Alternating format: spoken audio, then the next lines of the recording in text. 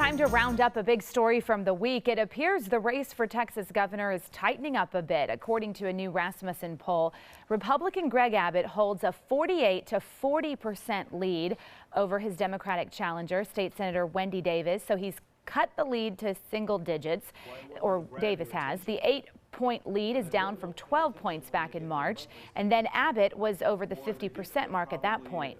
Rasmussen is moving the race from what it once called safe Republican to leaning Republican. The Attorney General continues to hold a double-digit lead in support from men, while Davis is more than 10 points ahead in the female vote.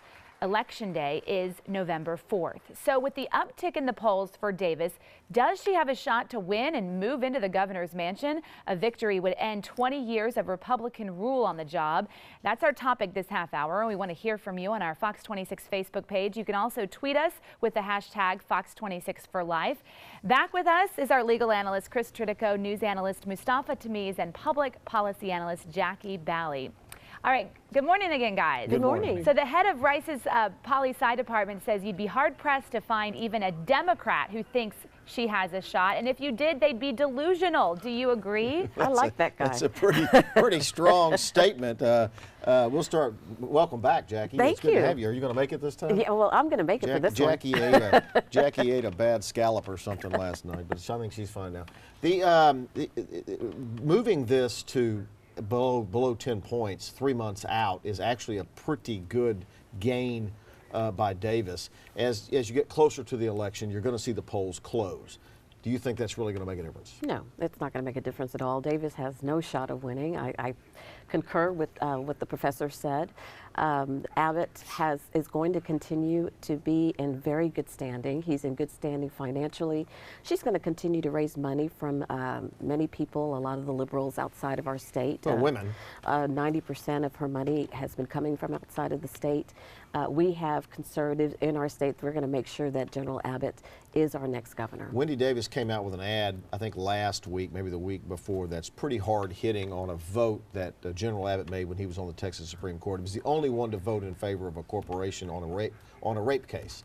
Pretty hard hitting, goes right at women, which is what she sees as her key demographic. It's a 1-minute ad. It's substantial resources behind that ad. And what you're seeing now is it's the beginning of the campaign. In the campaign cycle, usually you start out with, when you're running against kind of an entrenched establishment like you have in Texas, that you start very far behind, and then as money gets spent, you start bridging that gap. And she's 8 points behind. She's done better now than the last gubernatorial race.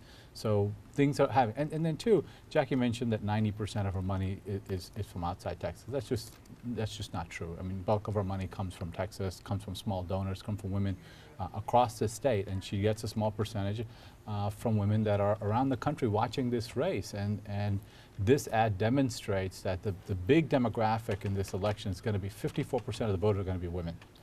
And they're watching this race. So Democrats can afford to be delusional. Republicans can't afford to be arrogant. And if they continue to be arrogant and not listen to women voters, they're going to lose on Election Day. I forgot.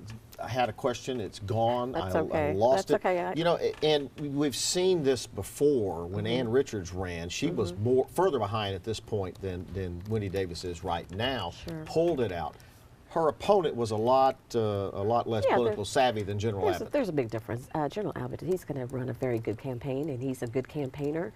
He's done a great job as our Attorney General. He has a good record. The conservatives in our state, men and women, we believe in him. So he's not going to have an issue winning this race at all. And the closer we get to this, the more we're going to see, because a lot of independents and a lot of people are not even, they're undecided. So you're going to see that number change significantly as we're getting closer. I want you to talk about those undecideds when we come back. But I want to go to Sally. She's monitoring our social media. Yeah, we want to check in with some of our viewers right now. Penny on Twitter says, Greg Abbott doesn't just talk about helping women, he fights for them and delivers results. This is one of those women for Greg Abbott voters there. And then Sandy says, Rick Perry indicted seriously, hashtag Unite Blue and Team Wendy. It really remains to be seen, guys, right, whether Rick Perry's indictment is going to have an effect here on the governor's race. Well, that's, we're going to talk about that in the next hour or two, but Rick Perry's indictment, if it's going to affect the race, it's going to be if Wendy Davis and the Democrats can tie that that indictment into those current office holders. Well, I mean, people running, I mean. It just goes to the overall area. And we'll talk about the later segment about what's going on with him. But if you look at this race, it's very easy to be dismissive and to say that we've got this, we've been winning the elections in Texas, and we will. Just because, you know, General Abbott is popular among conservatives, and the reason why he's popular, he's sued the president 30 times, unsuccessfully, mind you. He hasn't won any of those lawsuits. That doesn't mean he is going to be able to get independent voters, and he's going to be able to get Democratic voters, and he needs to do that in order to win. But the reason why he's going to do that is because he's not just popular with conservatives. He is one of the key politicians who's popular with conservatives, Tea Party members, and moderate Republicans. He's one of the candidates that But aren't all those of all us, conservatives? not all of us, not all Republicans are considered conservatives. You do have moderate Republicans, you have conservative Republicans, but all Republicans are supporting General Abbott, and that's why he's going to be the next governor. We got to go. We're going to have to leave it right there. We'll be back in the next hour with some really good topics.